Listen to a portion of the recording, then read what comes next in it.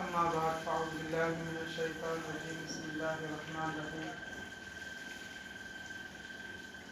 وقيل يا أرض ابلعي ماءك ويا سماء أقلعي وغيض الماء وقضي الأمر واستوت على الجودي وقيل بعدا للقوم الظالمين. محترم بزرگوں بھائیوں، اللہ تبارک و تعالیٰ کا احسان ہے کہ اللہ تبارک و تعالیٰ نے ہمیں ایمان اور اسلام کی دولت عطا فرمائی، اور اللہ تبارک و تعالیٰ نے ہمیں حضور صلی اللہ علیہ وسلم کی امت کے اندر پیدا فرمایا۔ حضرت نوح علیہ السلام کے متعلق ہماری بات چل رہی تھی۔ پچھلی مرتبہ بتایا گیا تھا کہ کس طریقے سے نوح علیہ السلام کی قوم پر پانی کا عذاب آیا، کس طریقے سے نوح علیہ السلام نے اپنے ایک نافرمان بیٹے کو بچانے کی فکر کی۔ اس کے بعد میں جو ایمان والے تھے وہ تو بچ گئے، اور جتنے بھی نافرمان تھے وہ سب ہلاک اور برباد ہو چکے۔ جانوروں میں سے جو چرندے، پرندے، درندے جن کی نسل کو آگے چلانا تھا، ان کے ایک ایک جوڑے رکھ لیے گئے۔ ان کے علاوہ جتنے جانور تھے وہ بھی سب ہلاک اور برباد ہو گئے۔ جانوروں میں سے بھی جو کشتی کے باہر رہا، کوئی جانور نہیں بچا، کوئی پرندہ نہیں بچا، کوئی درندہ نہیں بچا، اس لیے کہ جو چیز پانی میں زندہ نہیں رہ سکتی اس کا پانی میں زندہ رہنا بہت مشکل ہے۔ تو جو لوگ کشتی میں سوار تھے اور جن چرندوں، درندوں، پرندوں کو کشتی میں سوار کیا گیا، سب کا ایک ایک جوڑا، بس وہی محفوظ رہے۔ باقی جو کشتی کے باہر تھے، چاہے وہ چھوٹے بچے ہوں، بڑے ہوں، جوان ہوں، بوڑھے ہوں، عورتیں ہوں، جانور ہوں، سب غرق ہو گئے۔ اور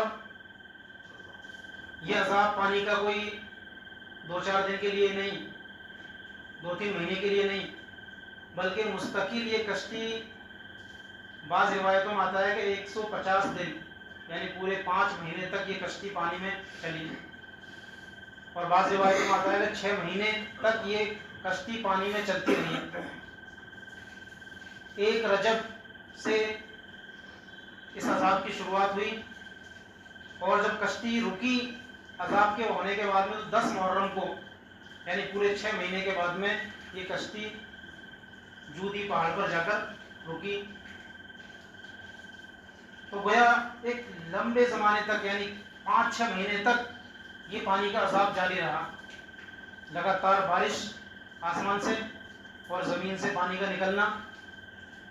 تو کتنا پانی ہوگا؟ آج 2-4 دن لگاتار بارش ہو جاتی ہے تو ہمارا کیا حال ہوتا ہے ہم سب جانتے ہیں۔ بڑے بڑے تالاب سب جو ہے اوپر تک پانی نکلنا ان کا شروع ہو جاتا ہے، ان کے جو ہے دروازے کھولے جاتے ہیں، اور اس میں سے جو پانی نکلتا ہے بستیوں کی بستیاں، گاؤں کے گاؤں جو ہے بہہ جاتے ہیں، سب کے گھر بار ٹوٹ جاتے ہیں، ایک تھوڑا سا پانی کھولا جاتا ہے اس کی وجہ سے۔ تو اللہ نے آسمان اور زمین سے 5-6 مہینے تک پانی برسایا، تو کیا انجام ہوا ہوگا ان کا۔ پھر 5-6 مہینے کے بعد میں اللہ تعالیٰ نے اس بات کا حکم دیا، وقیل یا ارض ابلعی، اللہ نے زمین سے کہا کہ اے زمین اپنا پانی نگل لے، یعنی جتنا پانی نکلا تھا واپس اللہ تعالیٰ نے زمین کو حکم دیا کہ اپنے پانی کو واپس اپنے اندر لے لے۔ وَيَا سَمَاءُ أَقْلِعِي، اور اے آسمان اب تو بھی اپنا پانی روک لے، یعنی تو بھی تھم جا اور برسنا بند کر دے۔ وَغِيضَ الْمَاءُ، اور پانی کو خشک کر دیا گیا بعد میں۔ تو یہ چیزیں بھی اللہ کے حکم کی محتاج ہیں۔ زمین بھی اللہ کا حکم مانتی ہے۔ آج انسان سمجھدار ہے، عقل مند ہے، سب کچھ اللہ نے انسان کو دیا، لیکن انسان بھی اللہ کا اتنا حکم نہیں مانتا جتنی ایک غیر جاندار مخلوق اللہ کے حکم کو مانتی ہے۔ تو تو جیسے ہی اللہ کا حکم ہوا زمین کو کہ زمین اب پانی نکالے مت، بلکہ جو پانی تیرے اوپر ہے اس کو بھی واپس نکل لے، تو زمین نے اپنا پانی دھیرے دھیرے اپنے اندر جلدی نکل لیا، ورنہ اتنا پانی کہ اس کو سوکھنے میں ایک برسوں لگ جاتے، ختم نہیں ہوتا وہ پانی، اتنا پانی تھا۔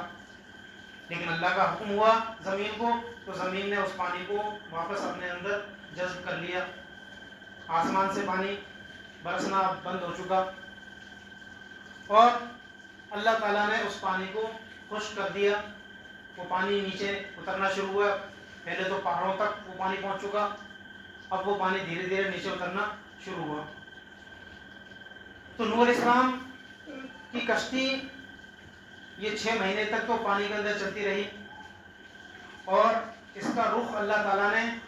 پھر کعبے کی طرف کر دیا، یعنی بیت اللہ، جہاں بیت اللہ ہے اس وقت بھی تھا، لیکن جب پانی کا عذاب آیا تو بیت اللہ بھی پانی میں ڈوب چکا تھا اس وقت، لیکن کشتی کو اللہ کا حکم ہوا کہ بیت اللہ کی طرف اپنا رخ کر لے، اور جہاں جہاں بیت اللہ تھا اس کشتی نے 40 دن تک بیت اللہ کے چکر لگائے، بیت اللہ کا طواف کیا، اس لیے کشتی کو چلنا ہی تھا، جہاں اللہ کا حکم تھا، جس طرف اللہ کا حکم اس کو چلنے کا ہوا وہ کشتی اس طرف چلتی تھی۔ تو کشتی کو اس بات کا حکم ہوا کہ 40 دن تک تمہیں یہیں بیت اللہ کے ہی، خانہ کعبہ کے ہی چکر لگانے ہیں۔ اس کے بعد میں پھر اللہ تعالیٰ نے اس کشتی کو کہاں روکا؟ وَاسْتَوَتْ عَلَى الْجُودِي، جودی پہاڑ پر اس کشتی کو اللہ نے ٹھہرایا۔ جودی پہاڑ یہ کردستان کے اندر ہے، اور آج بھی یہ پہاڑ اسی نام سے مشہور ہے، اور یہی پہاڑ بچا تھا، باقی اور جو بڑے بڑے پہاڑ تھے نا وہ بھی پانی سے ریزہ ریزہ ہو گئے۔ آج ہم سنتے ہیں کہ بارش ہوتی ہے تو پہاڑ بھی جو ہے اوپر سے کس طرح اس کے پتھر نیچے گرتے ہیں، راستے جام ہو جاتے ہیں، تو جو پہاڑ تھے وہ سارے پہاڑ بھی جو ہے ریزہ ریزہ ہو چکے تھے اس پانی سے، صرف یہ جودی پہاڑ ایک بچا تھا۔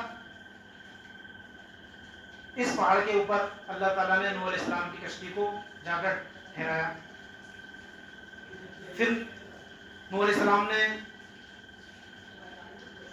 ایک پرندے کو حکم دیا، کوے کو، کہ جا کر دیکھو آس پاس کہیں کوئی سوکھی جگہ ہے یا پانی ہے، چونکہ اس وقت آس پاس تو پانی تھا بھی تھوڑا بہت، تو کوے کو حکم دیا کہ جا کر دیکھو کہیں دور دور تک کہیں کوئی خشک جگہ ہو۔ تو کوے کو اس کام کے لیے بھیجا تھا کہ جا کر واپس آ کے خبر دینا، لیکن کوا جو ہے اس کو مردار گھاس ملی پڑی ہوئی، وہ انہیں کو کھانے میں لگ گیا، اس نے آ کر کوئی جواب ہی نہیں دیا۔ پھر نوح علیہ السلام نے کبوتر کو بھیجا، اور کبوتر نے آ کر فوراً جواب دیا، اس کی چونچ میں ایک زیتون کا پتا اور اس کے پنجوں میں مٹی لگی ہوئی تھی، یہ اس بات کی علامت تھی، اور اس سے نوح علیہ السلام سمجھ گئے کہ ہاں اب جو ہے پانی سوکھ چکا ہے اور اب ہم کو یہاں سے اترنا چاہیے۔ تو پھر نوح علیہ السلام کشتی سے نیچے اترے، پہاڑ پر سے نیچے اترے، اور پھر جو ہے بستی کے اندر جا کر بس گئے، ایک بستی بسا لی۔ یہ 80 کے قریب جو لوگ تھے، جن میں 40 مرد یا 40 عورتیں، یہی اس وقت موجود تھے، اور انہی کی ایک بستی بنائی گئی، اور انہی سے پھر آگے نسل چلی۔ اور ایک دن یہ 80 کے 80 لوگ سوئے، تو سو کر جب اٹھے تو ان کی سب کی زبان الگ الگ تھی، کوئی ایک دوسرے کی زبان کو نہیں سمجھتا، سب اپنی الگ الگ زبان بول رہا ہے، اور نوح علیہ السلام سب کی زبان کو سمجھ رہے تھے۔ تو نوح علیہ السلام ایک کی بات سن کر دوسرے کو سمجھاتے، دوسرے کی بات سن کر اس کو سمجھاتے، تو اس طریقے سے یہ زبانیں، مختلف زبانیں پوری دنیا کے اندر پھیلی۔ 40 لوگ تھے تو 40 کی زبانیں اللہ نے الگ الگ بنا دی، سب اپنی ایک زبان الگ بولتا ہے، اسی سے جو ہے پوری دنیا میں اس طرح کی زبان پھیلی۔ تو اس طریقے سے اللہ تعالیٰ نے اپنے نافرمانوں کو، ظالموں کو ہلاک کیا، برباد کیا، اور ایمان والوں کو اللہ نے بچایا۔ اس کو اللہ نے فرمایا وَقِيلَ بُعْدًا لِلْقَوْمِ الظَّالِمِينَ، یعنی ظالموں کو اللہ کی رحمت سے دور کر دیا گیا۔ جتنے بھی ظالم تھے، جتنے بھی اللہ کو نہ ماننے والے تھے، اللہ کا انکار کرنے والے تھے، ان سب کو آج اللہ کی رحمت سے دور کر دیا گیا اور سب کو ہلاک اور برباد کر دیا گیا. کسی بھی ظالم پر آج رحم نہیں کیا گیا. حضرت عائشہ رضی اللہ تعالیٰ عنہ فرماتی ہیں کہ اللہ تعالیٰ اگر کسی ظالم پر رحم فرماتا، اپنے نافرمان پر رحم فرماتا، تو نوح علیہ السلام کی قوم کی ایک بچے کی ماں پر رحم فرماتا. ایک چھوٹا سا بچہ تھا، جب عذاب شروع ہوا، وہ بھی نافرمانوں میں سے تھی، پانی کا عذاب آنا شروع ہوا، پانی دھیرے دھیرے بڑھتا ہوا رہا، تو وہ پہاڑ کی طرف چلی گئی، پہاڑ کے ایک حصے پر چڑھ گئی. پانی وہاں تک بھی پہنچ گیا تو اور اوپر چڑھ گئی، آدھے پہاڑ پر پہنچ گئی. پانی وہاں تک بھی پہنچا تو وہ بالکل پہاڑ کے اوپر چلی گئی، اپنے آپ کو اور اپنے بچے کو بچانے کے لیے، بچے کو گود میں لے کر. یہاں تک کہ پانی پہاڑ کے اوپر بھی پہنچا اور اس کی گردن تک پانی آ گیا، تو اس نے اپنے بچے کو ہاتھ میں لے کر اوپر اٹھا لیا، یہاں تک کہ پانی اس کے سر پر آ گیا اور پھر وہ بھی اور اس کا بچہ بھی پانی کے اندر بہ گیا. حضرت عائشہ فرماتی ہیں کہ اللہ اگر کسی نوح علیہ السلام کی قوم کے کسی ایک ظالم پر بھی رحم فرماتا اور ایمان نہ لانے کے باوجود کسی کو بچاتا، تو اللہ اس بچے کی ماں کو ضرور بچاتا. لیکن چونکہ اللہ کا ضابطہ ہے، اللہ کا قانون ہے، اللہ نے فیصلہ کر لیا کہ آج نافرمانوں پر کسی پر رحم نہیں کیا جائے گا، اس لیے کسی کو باقی نہیں چھوڑا گیا، کسی کو نہیں بخشا. صرف جو ایمان والے تھے انہی کو نجات ملی. اب یہاں ایک سوال ہوتا ہے کہ جو اللہ کے نافرمان تھے، جو اللہ کو نہیں مانتے تھے، ان کی جو نابالغ اولاد تھی، ان کے جو چھوٹے چھوٹے بچے ہوں گے جو بالغ ہونے سے پہلے، ان کا تو کوئی قصور نہیں، یا جو جانور ہیں، درندے ہیں، ان کا بھی کوئی قصور نہیں، تو ان کو بھی کیوں ہلاک کیا گیا پانی کے عذاب میں؟ چلو بڑوں کو ہلاک کیا جاتا، نافرمانوں کو ہلاک کیا جاتا، چھوٹے بچوں کو بخش دیا جاتا، ان کو رحم کیا جاتا، یا جانوروں کو چھوڑ دیا جاتا. تو اس کے کئی جواب دیے گئے ہیں. ایک جواب تو اس کا یہ ہے کہ اللہ تعالیٰ نے عذاب آنے سے 40 سال پہلے اپنے نافرمان جو عورتیں تھیں ان کو بانجھ بنا دیا، سب کو، کہ ان کے جو ہے اولاد نہیں ہوتی تھی. جب پانی کا عذاب آیا تو سب جو ہے عام طور پر زیادہ تر سب بڑے بالغ تھے، کوئی نابالغ نہیں تھا. دوسرا جواب یہ دیا گیا کہ چلو نابالغ بچے ہوں بھی چھوٹے، جن کا کوئی قصور نہیں، جن کی کوئی غلطی نہیں، تو ان کو ہلاک کیوں کیا گیا؟ ان کو ہلاک اس لیے کیا گیا کہ ان کی عمر اتنی تھی، یعنی جتنے بھی نابالغ بچے تھے، کوئی ہو سکتا ہے کوئی 5 سال کا ہو، کوئی 2 سال کا ہو، کوئی 10 سال کا ہو اس وقت، تو ان کا حالانکہ کوئی قصور نہیں ہے، لیکن چونکہ ان کی عمر اتنی ہی تھی، ان کی زندگی ہی اتنی تھی، اس لیے ان کی عمر کا وقت آ گیا، ان کی زندگی کا وقت آ گیا، اور ان کی عمر اللہ نے دنیا میں اتنی لکھی تھی، اس لیے اللہ نے ان کو ان کا وقت ہوتے ہی بلا لیا. اور یہ بڑے لوگوں کے لیے جو اللہ کے نافرمان تھے، ان کے لیے تو یہ پانی کا عذاب تھا، دنیا میں بھی عذاب اور آخرت میں بھی وبال. لیکن جو نابالغ بچے تھے ان کے لیے یہ عذاب نہیں تھا، ان کے لیے یہ عذاب نہیں تھا. یہ ایسا ہی ہے جیسے اللہ تعالیٰ نے جو حلال جانور ہیں جن کا گوشت کھایا جاتا ہے، ان کو اللہ کے نام سے ذبح کیا جاتا ہے، تو ان حلال جانوروں کا اللہ کے نام پر ذبح ہونا یہ ان کے لیے عذاب نہیں ہے، بلکہ اللہ کے نام پر یہ اپنے آپ کو قربان کر رہے ہیں. سمجھو کہ جتنے بھی حلال جانوروں کا ہم گوشت کھاتے ہیں، جن کا گوشت کھانا حلال ہے، ان کو ہم اللہ کا نام لے کر ذبح کرتے ہیں اور ان کا گوشت کھانے کے لیے ہم ان کو ذبح کرتے ہیں. تو یہ ان جانوروں کے لیے کوئی وبال اور کوئی عذاب نہیں ہے کہ ان کو ہلاک کیا جا رہا ہے، بلکہ یہ تو ان جانوروں کے لیے خوشی کی بات ہے کہ ان کو اللہ کے نام پر ذبح کیا جا رہا ہے. اللہ نے ان کو حلال بنایا، ایمان والوں کو کھانے کا حکم دیا، اور اللہ ہی کے نام پر بسم اللہ اللہ اکبر پڑھ کر ہم ان کو ذبح کرتے ہیں. تو ان جانوروں کو اللہ کے لیے اور اللہ کے نام پر ذبح کیا جا رہا ہے، یہ ان کے لیے عذاب نہیں ہے، بلکہ ان کے لیے یہ فخر کی چیز ہے. تو اللہ کے نافرمانوں میں جو نابالغ بچے تھے یا جو جانور تھے، ان کو ہلاک عذاب کے طور پر نہیں کیا گیا، بلکہ ان کو ہلاک ایک فخر کے طور پر کیا گیا. یہ ان کے لیے فخر تھا کہ اللہ کے لیے ان کو ہلاک کیا گیا. ایک تیسرا جواب یہ ہے کہ اللہ تعالیٰ اپنی کائنات کا مالک ہے،